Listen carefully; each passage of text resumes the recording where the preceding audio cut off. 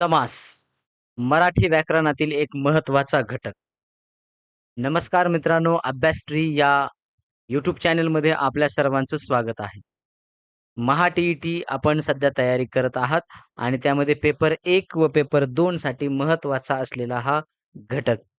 मित्रांनो, या व्हिडिओमध्ये आपण आज पाहणार आहोत संपूर्ण समास आणि कोणताही समास ओळखण्याची थोडक्यात जबरदस्त ट्रिक्स आपण पाहणार आहोत. केवळ 1 सेकंदात आपल्याला एक कोणताही समास या ठिकाणी ओळखता आला पाहिजे आणि त्यासाठी आजचा हा व्हिडिओ खूप महत्त्वाचा आहे. मित्रांनो, तो व्हिडिओ थोडा मोठा असेल, पण प्रत्येक जो समासाचा प्रकार असेल, त्याचे उपप्रकार देखील आहेत. त्या प्रत्येक उपप्रकार सुद्धा लक्षात कसा ठेवावा, यासाठीच्या विविध ट्रिक्स आपण आजच्या व्हिडिओमध्ये घेऊन आलेलो आहोत. जाऊयात पुढे. परंतु मित्रांनो, पुढे जाण्या अगोदर जर आपण आमच्या या चॅनलवरती नवीन असाल, तर चॅनलला सबस्क्राईब करायला विसरू नका आणि बेल आयकॉन देखील नक्की प्रेस करा. मित्रांनो, या व्हिडिओची जर आपल्याला पी-डी-एफ हवी असेल, तर आपण आमच्या टेलिग्राम चॅनलला जाऊन ही पी-डी-एफ आपण डाउनलोड करू शकता. जाऊयात, पाहूयात. बघा, आपण पाहतोय सध्या समास आणि समासामध्ये जे काही वेगवेगळे जे काही त्याचे विविध उपप्रकार आहेत, ते सर्व उपप्रकार कशाप्रकारे लक्षात ठेवायचे, त्यासाठीची काही विविध जबरदस्त असलेल्या ट्रिक्स. बघा, महा-टी-ई-टीमध्ये म्हणजे आपल्याला माहिती आहे, की व्याकरणात समास महत्त्वाचा आहे. तो आपल्याला त्याचा 100% 1 मार्क परीक्षेत फिक्स मिळत असतो. म्हणजे जर आपल्याला हा संपूर्ण व्हिडिओ समजला आणि याच्या समासाच्या कन्सेप्ट आपल्याला समजल्या, तर 100% आपला तो मार्क कुठेही जाणार नाही. संपूर्ण जे काही गोष्टी आहेत, एक टप्प्याटप्प्याने आपण या व्हिडिओमध्ये पाहणार आहोत. समास काय आहे ते अगोदर आपण समजून घेऊयात. बघा, जेव्हा आपण बोलताना शब्दांची काटकसर करून 2 किंवा अधिक शब्द एकत्र जोडतो, त्या एकत्रीकरणाला थोडक्यात आपण समास असं म्हणत असतो. आता सामासिक शब्द कशाला म्हणायचं मग? शब्दांच्या एकत्रीकरणातून जो नवीन जोड शब्द तयार होतो, त्याला सामासिक शब्द असं आपण म्हणतो. जसं की पोळपाट, ह्या दोन्हीचं पोळी आणि थोडक्यात पाट यांच्यापासून हा एकच शब्द तयार झाला. याला आपण सामासिक शब्द म्हणतो. आता विग्रह कशाला म्हणायचं? थोडक्यात सामासिक शब्द कोणत्या शब्दापासून तयार झाला, हे स्पष्ट करून सांगण्याच्या पद्धतीला विग्रह म्हणतात. आता इथं जसं की पोळीसाठी पाट म्हणजे हा पोळपाट. म्हणून मग पोळीसाठी पाट जो आहे, हा झाला त्याचा थोडक्यात आपल्याला सांगता येईल विग्रह म्हणजे समासाचा विग्रह. मग समासात हे जे 2 शब्द असतात, आपल्याला माहिती आहे कमीत कमी किती 2 शब्द आहेत आणि मग त्या शब्दांना व्याकरणाच्या भाषेत पद असे म्हणतात. म्हणजे मग पहिलं पद म्हणजे पहिला शब्द आणि दुसरं पद म्हणजे दुसरा शब्द. म्हणजे इथं बघा, पहिलं पद म्हणजे महत्त्वाचं आहे आणि कोणतं कमी महत्त्वाचं आहे, हे यावरून म्हणजे कोणतं महत्त्वाचं आहे आणि कोणतं नाही, याच्यावरून समासाचे 4 मुख्य प्रकार आपल्याला पडलेले पाहायला मिळतात. आता 4 मुख्य प्रकार जे आहेत, हे आपण समजून घेणार आहोत. बघा, या ठिकाणी फक्त अगोदर 4चे थोडक्यात छोटे-छोटे ओळख आपण करून घेऊ. पहिले आहे तो म्हणजे अव्ययी भाव समास. दुसरा आपल्याला सांगता येईल तत्पुरुष समास. तिसरा आहे द्वंद्व समास आणि चौथा आहे बहुव्रीही समास. आता या ठिकाणी आपल्याला एक गोष्ट पाहायची आहे, की अव्ययी भाव समास जो आहे, याच्यामध्ये पहिलं पद प्रधान असतं. त्याच्यानंतर म्हणजे इथं लक्षात घ्यायची ट्रिक काय आहे यासाठी सुरुवातीला म्हणजे शब्दाच्या सुरुवातीला आ, यथा, प्रति, दर, हर, बे, गैर यासारखे उपसर्ग असतात आणि यामुळे हा थोडक्यात काय सांगता येईल आपल्याला, हा आपण अव्ययी भाव समास म्हणजे हा क्रियाविशेषण म्हणून हे काय करत असतात, काम करताना आपल्याला पाहायला मिळतात. जसं की बघा, या ठिकाणी प्रतिदिन, प्रत्येक दिवशी या ठिकाणी उपसर्ग आपल्याला म्हणजे थोडक्यात लागलेला आहे प्रति. यथाशक्ती म्हणजे इथं उपसर्ग लागलाय शक्तीप्रमाणे. त्यानंतर घरोघरी, प्रत्येक घरात हा काय झालेला आहे, उपसर्ग लागलेला आहे. बघा, म्हणजे या ठिकाणी आपण लक्षात घ्यायचं आहे, की अव्ययी भाव समास जो आहे, त्याचा आ, यथा, प्रति, दर, हर, बे, गैर यासारखे उपसर्ग लागतात. आता त्याच्यानंतर पुढे तत्पुरुष समास. आता तत्पुरुष समासामध्ये आपण पाहिलं अव्ययी भाव समासामध्ये थोडक्यात पहिलं पद प्रधान असतं. तत्पुरुष समासामध्ये दुसरं पद प्रधान असतं, महत्त्वाचं असतं. आता या ट्रिक काय सांगते, या शब्दाचा विग्रह करताना आपल्याला चा, ची, चे, ने, म्हणजे थोडक्यात ज्या काही आपल्या मराठी व्याकरणातील विभक्ती आहेत, ह्या विभक्ती आपल्याला पाहायला मिळतात. म्हणजे विभक्ती प्रत्यय असतात किंवा इतर शब्द काही वेळेला मध्ये टाकावे लागतात. जसे की राजवाडा, राजाचा वाडा. तोंडपाठ, तोंडाने पाठ या पद्धतीनं. म्हणजे इथं चा आणि ने हे काय झाले विभक्ती प्रत्यय लागलेले आपल्याला पाहायला मिळतात. त्याच्यानंतर पुढे येतं वनभोजन, वनातील भोजन. बघा, त्यानंतर मग पुढे आपल्याला जाता येईल.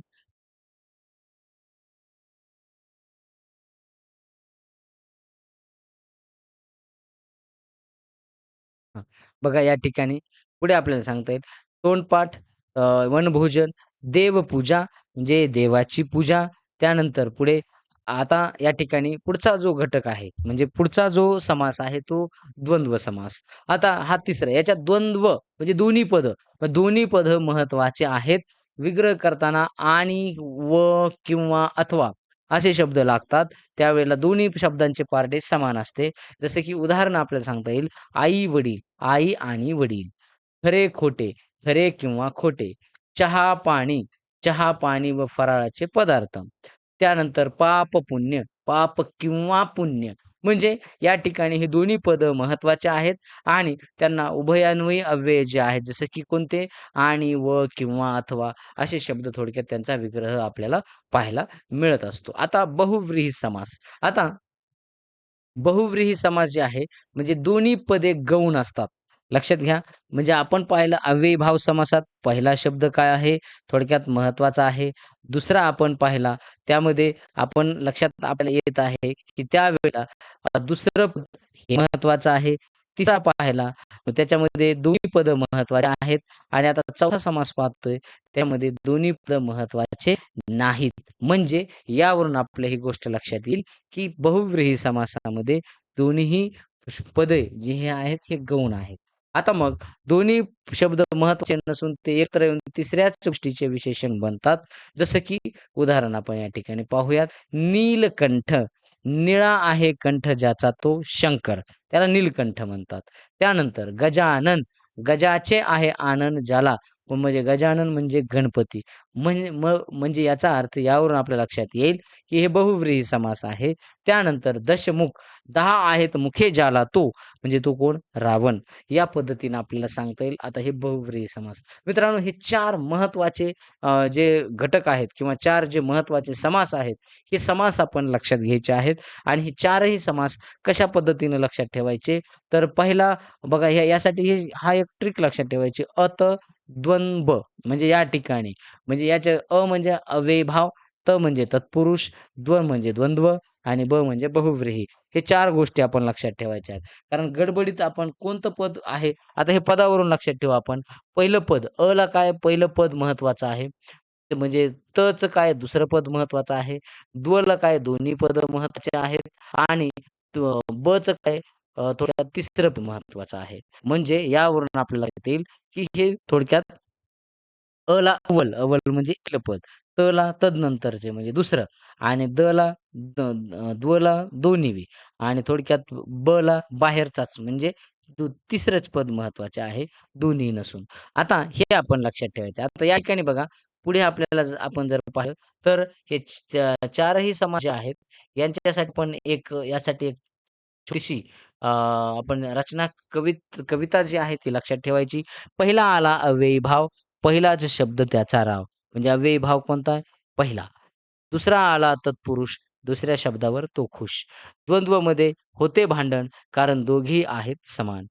बहुव्रीही निघाला शहाणा, त्याने दिला तिसऱ्यालाच मान. म्हणजे या पद्धतीने याच्यावरून आपल्या लक्षात येईल, की जे काही समजा ह्या ट्रिक्सवरून आपल्या लक्षात येईल, की अव्ययी भाव समास जो आहे, पहिला शब्द महत्त्वाचा आहे. तत्पुरुष समास दुसरा शब्द महत्त्वाचा आहे आणि द्वंद्व समास दोन्ही शब्द महत्त्वाचे आहेत आणि बहुव्रीही समास दोन्ही शब्द गौण आहेत. तिसराच त्याचा आता बोध होतो. त्याचा तिसराच अर्थ निर्माण होत असतो. बघा हे 4ही समासाचे जे प्रकार आहेत ते आपण या ठिकाणी ट्रिक्सनं पाहिलेत. आता एका समासाचं देखील आपल्याला जो काही घटक आहे किंवा जो काही समजा भाव आहे, तो आपण या ठिकाणी समजून घेऊयात.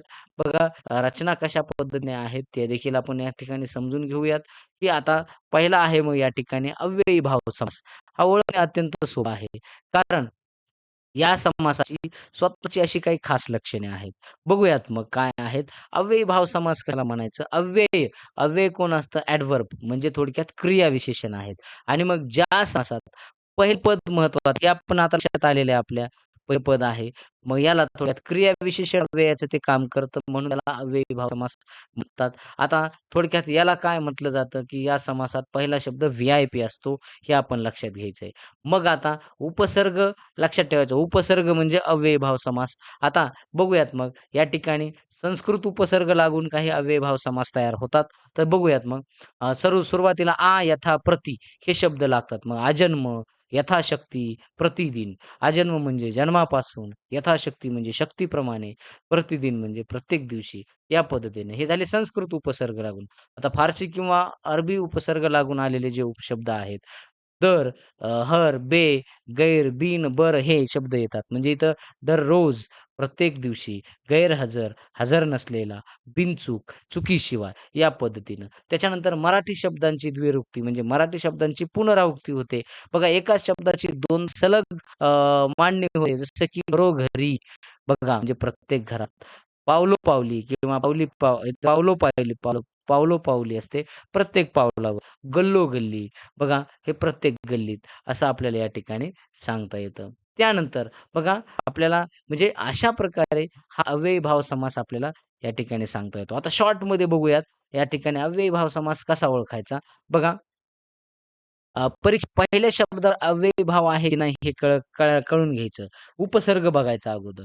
आता उपसर्ग बघितला तर याच्यावरून काय होईल? यथा, प्रति, दर, हर, बे, गैर, बिन यापैकी एक शब्द जोडलाय का बघायचा आहे. जर जोडलेला असेल तर 100% तो अव्ययीभाव समास आहे. आपण फिट करून घ्यायचं. म्हणजे इथं बघा बेमालूम, यथाक्रम या पद्धतीनं. आता डबल एंट्री चेक करायची. म्हणजे काय? एकच शब्द दोनदा आलाय का ते बघायचे. गावोगावी, दारोदार अशा पद्धतीने जर आलेला असेल तरी तो अव्ययीभाव समास आहे. केव्हा, कोठे, कसे असं प्रश्न विचारा एकदा आणि जर सामासिक शब्दामध्ये किंवा सामासिक शब्द वाक्यात क्रिया कधी, कुठे, कशी घडली हे जर सांगितलेलं असेल, तरी सुद्धा आपण समजायचं ते क्रियाविशेषण म्हणून काम केलेलं आहे तिथं. तो अजन्म विद्यार्थी राहिला. कधी, केव्हा? जन्मभर. थोडक्यात अजन्म म्हणजे थोडक्यात हे क्रियाविशेषण आहे. म्हणून असं जर त्याचं उत्तर मिळत असेल, तरी सुद्धा तो अव्ययीभाव समास आहे, हे आपण लक्षात घ्यायचं आहे. बघा त्यानंतर मग पुढे आपण म्हणजे अशा प्रकारे लक्षात ठेवणं खूप सोपं आहे. आता आपण या ठिकाणी जादू म्हणजे जादूचा मंत्र म्हणजे थोडक्यात एक मजेशीर ट्रिक्स या ठिकाणी केलेली आहे. कसं लक्षात ठेवायचं तर. ट्रिक एक काय सांगते बघा सगळे महत्त्वाचे उपसर्ग आहे आणि हे उपसर्ग करून घेऊ शकतो आपण स्क्रीनशॉट तुम्ही करून घेता येईल. प्र, द, ह, र, बे, गै, बिन म्हणजे इथा, प्रति, द, हर, बे, गर, बिन यावरून आपल्याला सांगता येईल की असे जर दिसले तर हा अव्ययीभाव समास आहे. डायरेक्ट फिक्स लक्षात ठेवायचं म्हणून मग आता एक 4 ओळीची पुन्हा ह्याच्यासाठी सुद्धा आपण एक कविता बनवलेली आहे. सुरुवातीला यथा, प्रति, हर, बे, दर हाच आहे अव्ययीभावाचा खरा मंतर आणि एकाच शब्दाची झाली जर डबल बारी उदाहरणार्थ घरोघरी म्हणजे समजून जा अव्ययीभावचीच आहे ही स्वारी. म्हणजे यावरून लक्षात पहिला शब्द यात असतो राव. राव म्हणजे व्ही-आय-पी म्हणून याचं नाव आहे अव्ययीभाव. हे आपण लक्षात घ्यावं. आता म्हणजे घरोघरी, दारोदारी, रस्तोरस्ती म्हणजे असे जर असेल तर ते काय असतात थोडक्यात ते द्वंद्व समास म्हणून घाबरायचं नाही. ते द्वंद्व समास नसतो.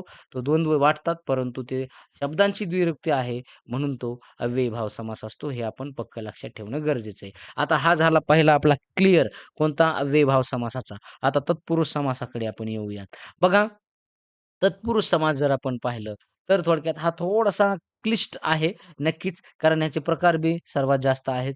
हे आपण एकदा समजून घेऊ. पण ह्याच्यात काय एक गोष्ट लक्षात ठेवायची दुसरं पद महत्वाचं आहे. एवढं आपल्या डोक्यात का फिट झालं, तर आपल्याला 100% अडचण येणार नाही. आपल्याला लक्षात येईल. आता मग आपण जाणून घेऊ, की नेमकं काय कसं करायचं आहे तर. बघा या शब्दांचा विग्रह होत असताना अर्थाच्या दृष्टीने घडलेला शब्द थोडक्यात काय असतं जास्तीत जास्त भक्तीचे प्रत्यय आपल्याला जास्त पाहायला मिळतात. म्हणून ते आपण टाकायचे त्याला आपण थोडक्यात पुरुष समास असं म्हणायचं. आता मग समासात थोडक्यात या समासात दुसरा शब्द हिरो असतो. उदाहरणार्थ राजवाडा. वाडा हा शब्द महत्वाचा आहे. राजा नाही. आपण राजवाडा पडला म्हणतो, राजा पडला नाही. मग आता तत्पुरुष समासाचे प्रकार हे 7 प्रकार आहेत आणि ते 7 प्रकार कसे ओळखायचे हे आपण समजून घेऊ. पहिला आहे विभक्ती तत्पुरुष. आता विभक्ती तत्पुरुषमध्ये आपल्याला माहिती आहे विभक्ती कोणत्या-कोणत्या चा, ची, चे, ने, ला, त असे विभक्तीचे प्रत्यय लागतात आणि ते लागले की समजायचं तो काय आहे विभक्ती तत्पुरुष आहे. राजवाडा, राजाचा वाडा, तोंडपाठ, तोंडाने पाठ या पद्धतीनं. विग्रह आहे आपल्या लक्षात येईल. त्यानंतर आता दुसरा प्रकार आहे तो म्हणजे कर्मधारय समास. दोन्ही शब्द प्रथमा विभक्तीत असतात. एक शब्द विशेषण तर दुसरा नाम असतो हे आपण लक्षात ठेवायचं बघा आता या ठिकाणी महान असा देव म्हणजे महादेव. कमळासारखे नयन, कमल नयन या पद्धतीने म्हणजे कमल नयन, महादेव या पद्धतीने त्याला कर्मधारय समास असं आपण म्हणायचं आहे. दोन्ही शब्द जर प्रथमात आपल्याला पाहायला मिळाले, तर आपल्याला समजून घ्यायचं आहे. म्हणजे एक विशेषण असणार पहिला आणि दुसरा काय असतो नाम असतो हे आपण लक्षात घ्यायचं आहे. तर बघा त्याच्यानंतर द्विगु समास. आता यातील पहिला शब्द नेहमी संख्या सांगतो द्विगु. नवरात्र आणि इथं या 9 रात्रींचा समूह बघा आणि पंचवटी 5 वडांचा समूह. म्हणजे असं जर असेल तर तो द्विगु समास असतो. द्विगु समासाचं लक्षात घ्यायचं. द्विगु म्हणजे इथं थोडक्यात आपण संख्या आहे असं आपण लक्षात घ्या. आता चला त्यानंतर पुढे जाऊ. बघा मध्यम पदलोपी समास. पहिल्या आणि दुसऱ्या शब्दांचा संबंध दाखवणारे मधले गाळलेले शब्द असतात. थोडक्यात मधले शब्द गाळलेले असतात. बघा आता जसं कांदे पोहे का फक्त कांदे एवढंच असतं का पोह्यात? नाही. कांदे घालून केलेले पोहे, पण इतरही काही घटक त्याच्यात असतात, ते सगळे लोप पावलेले असतात. मग इथं पुरणपोळी, पुरण घालून केलेली पोळी. म्हणजे या ठिकाणी असं बरेच शब्द येते बघा. कांदे घालून केलेले, घालून केलेले कांदे पोहे. फक्त हे 2च शब्द घेतले. पुरण घालून केलेली पोळी म्हणजे पुरणपोळी. हे आपल्याला सांगता येईल. चला त्याच्यानंतर बघा आपण 5वा प्रकार या ठिकाणी पाहू. नन तत्पुरुष. आता नन तत्पुरुषमध्ये हे नकाराचे असतात. जसं की आपल्याला अ, अन, न, ना, बी, बे, गैर, अ, न, न, न, नी, नी सुद्धा असू शकतं. बघा अज्ञान, नापसंत म्हणजे अज्ञान, ज्ञान असलेला, नापसंत, पसंत असलेला अशा पद्धतीने. 6वं उपपद म्हणजे कृदंत तत्पुरुष. उपपद म्हणजे आपल्याला माहिती आहे. तर दुसरा शब्द हा धातू साध्य असतो. म्हणजे क्रियावाचक असतो. तो एकटा वापरता येणार. करणारा, देणारा असे शब्द येतात. म्हणजे शेतकरी, शेतकरी शेती करणारा, पंकज चिखलात जन्मणारे अशा पद्धतीने आपल्याला सांगता येईल. ठीक आहे. चला त्यानंतर बघा पुढे अलूक तत्पुरुष. आता अलुक तत्पुरुष म्हणजे पहिल्या पदाच्या विभक्ती प्रत्ययाचा लोप होत नाही. पहिल्या प्रत्ययाचा विभक्ती प्रत्ययाचा लोप होत नाही. म्हणजे ए हे लोप होत नाही. हे शब्द बहुधा संस्कृत असतात. अग्रेसर, अग्रेसर म्हणजे हा पुढे असणारा आणि युधिष्ठिर, युद्धात स्थिर अशा पद्धतीने आपल्याला सांगता येईल. म्हणून मग अलुक तत्पुरुष अशा पद्धतीने आपल्याला सांगता येईल. तर आता तत्पुरुष समास कसा ओळखायचा यासाठी आपण छोट्यात म्हणजे हा जो प्रकार आहे तत्पुरुष समासाचा तो शॉर्टमध्ये आपण समजून घेऊयात. ट्रिक्सनं समजून घेऊ आता. दुसरा शब्द महत्वाचा आहे का? तर वनभोजी. भोज म्हणजे हा थोडक्यात तो तत्पुरुष समास आहे. शब्दची फोड करताना मध्ये शब्द टाकावे लागतात का? हे बघायचे. जर टाकावे लागले प्रत्यय लागला चाचीचे तर तो आपल्याला सांगता येईल विभक्ती तत्पुरुष आहे. मधले शब्द जर गायब होत असतील तर आपण समजून घ्यायचे की मध्यम पद लोपी तत्पुरुष शब्द आहे. तत्पुरुष समास आहे. बघा या ठिकाणी आपल्याला सांगता येईल. पहिला शब्द संख्या असेल द्विगु तत्पुरुष. आता पहिला शब्द नकार दिले का? तर अ, ना, बे, न, न तर न तत्पुरुष लक्षात ठेवायचं. बेडर किंवा निडर असं आपल्याला सांगता येईल या ठिकाणी. बघा मग या ठिकाणी आपल्याला पुढे आपण जाऊयात आता. आता लक्षात ठेवण्यासाठी थोडक्यात तत्पुरुष समासाचे प्रकार आणि त्यांची लक्षणे एक कविता आपण हे बघा. दुसरा शब्द भारी हीच तत्पुरुषची स्वारी, मध्येच घुसले चाचीचे तर तो विभक्ती तत्पुरुषचे. महान असा जो देव तो कर्मधारयचाच ठेव, पहिल्या जागी आली संख्या तर द्विगुलाच टिक्कर रे भिड्या. किंवा थोडक्यात मित्रा असंही म्हणूयात. मधले शब्द झालेत गायब तर ते मध्यम पदलोपी उदाहरणार्थ कांदे पोहेचा आहे. नन नेहमी नाही अन उपपद करणारी बनून जाई. म्हणजे थोडक्यात उपपद करणारा बनून जाई. तो थोडक्यात शेतकरी म्हणजे करणारा असेल तर तो उपपद असतो. हे आपण लक्षात ठेवायचं आहे. बघा परीक्षेत द्विगु आणि मध्यम लोपी यावर थोडक्यात जास्त भर असतो. शेतकरी, ग्रंथकार, कुंभकार हे आपलं कार्य असल्यामुळे उपपद पुरुष आहेत. डोक्यात आपण फिट करून घ्यायचं आहे मित्रांनो. बघा आता पुढे आपण जाऊ. द्वंद्व म्हणजे काय? म्हणजे द्वंद्व समास जो आहे त्याविषयी आपण एकदा पाहतोय. आता ज्याच्यात दोन्ही पद महत्त्वाचे असतात, दोन्ही जे काही आहेत घटक थोडक्यात ते दोन्ही महत्त्वाचे आहेत. आता त्याचे प्रकार जर आपण पाहिले तर आपण लक्षात घ्यायचंय, की थोडक्यात इतरेतर द्वंद्व समास आहे. आता आपण जर बघा हा पहिला प्रकार आपल्याला सांगता येईल. आपण या ठिकाणी पाहिलेले, की दोन्ही पद महत्त्वाचे आहेत म्हणून. आता इतरेतरमध्ये काय असते, तर विग्रह करताना आणि व या शब्दांचा वापर करावा लागतो. थोडक्यात आई आणि वडील, आई-वडील, बहीण व भाऊ, बहीण-भाऊ, स्त्री आणि पुरुष, स्त्री-पुरुष. आता वैकल्पिक म्हणजे किंवा, अथवा, वा या पद्धतीने या शब्दांचा वापर होत असतो विग्रह करताना. खरे-खोटे, खरे किंवा खोटे, पास-नापास, पास अथवा नापास, पाप-पुण्य, पाप किंवा पुण्य अशा पद्धतीने सांगता येईल. आणि तिसरं आहे समाहार द्वंद्व. या शब्दामध्ये 2 शब्दांशिवाय त्याच जातीच्या इतरही अनेक गोष्टींचा समावेश असतो. विग्रह करताना वगैरे इत्यादी शब्द थोडक्यात येत असतात. चहा-पाणी, चहा-पाणी वगैरे. केर-कचरा, केर-कचरा वगैरे. भाजीपाला, भाजीपाला इत्यादी असं आपल्याला सांगता येतं. आता मग द्वंद्व समास कसा ओळखायचा हे आपल्याला सांगता येईल. द्वंद्व समासामध्ये परीक्षेत बघा या ठिकाणी आपल्याला सांगता येईल, की तो आला समजा तर दोन्ही थोडक्यात काय करायचे महत्त्वाचे आहेत का ते पाहायचं. आणि ची मैत्री या ठिकाणी आणि शब्द असेल तर ते इतरेतर द्वंद्व आहेत हे आपल्या लक्षात विरुद्धार्थी असेल तर ते थोडक्यात ते वैकल्पिक असतील. मोठा गट जर आपण बघायचा जर त्या शब्द मोठ्या गटात किंवा समारंभाचा बोध होत असेल तर तो समाहार म्हणजे वगैरे, वगैरे यासारखे शब्द आपल्याला म्हणजे विग्रहात पाहायला मिळतात. थोडक्यात ते काय आहे समाहार द्वंद्व आहे. म्हणजे हे आपण समजून घ्यायचंय. तर बघा यासाठी एक कविता द्वंद्व म्हणजे दोघीही बॉस कोणाचाच नाही लॉस आणि व ने जोडले तर इतरेतरला फोडले किंवा अथवाला आला पर्याय वैकल्पिकचं करा सिलेक्शन असं असेल तर वगैरे इत्यादीची झाली गर्दी समाहारची लागली वर्दी अशा पद्धतीनं सांगता येईल. आणि आता जो शेवटचा प्रकार आहे बहुव्रीही समास. तर ज्या समासातील पहिले आणि दुसरे पद दोन्ही शब्द महत्त्वाचे नसून त्या दोन्ही शब्दावरून तिसऱ्याच व्यक्तीचा वस्तूचा बोध होत असतो. त्याला थोडक्यात आपण बहुव्रीही समास असं म्हणतो. आता सर्वात महत्त्वाची खूण काय लक्षात घ्यायची? तयार झालेला जोड शब्द हा तिसऱ्या व्यक्तीचे वस्तूचे विशेषण म्हणून काम करतो. जसं नीलकंठ यात नीळ किंवा कंठ महत्त्वाचा नाही, तर निळा कंठ असणारा तिसरा व्यक्ती शंकर महत्त्वाचा आहे. म्हणजे या पद्धतीने आपल्याला सांगता येईल. आता बघूयात मग